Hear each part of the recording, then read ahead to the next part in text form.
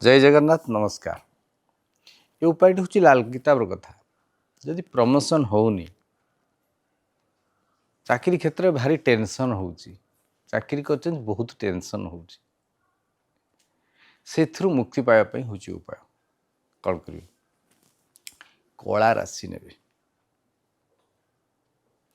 कला राशि को आंटी क्लॉक वाइज मुंड उपर बा सर्वांगे 7 थर बुलेकी टॉयलेट कमोड भितर आपण पकईकी फ्लाश मारदेवे। यही उपाय को शनिवार ठारू लगातार 7 दिन करेंगे। 7 दिन देखिए चाकरी जदि प्रमोशन होनी समस्या होउची से मुक्ति मिली।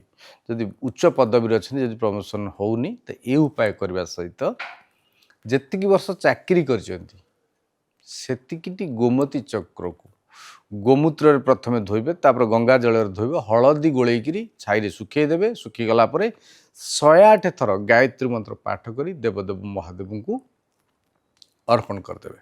आसुथिबा 6 मास भीतर आपन निश्चय प्रमोशन हो। जदि प्रमोशन किसी समस्या हो बिना कारण हो नहीं आपन प्रमोशन हो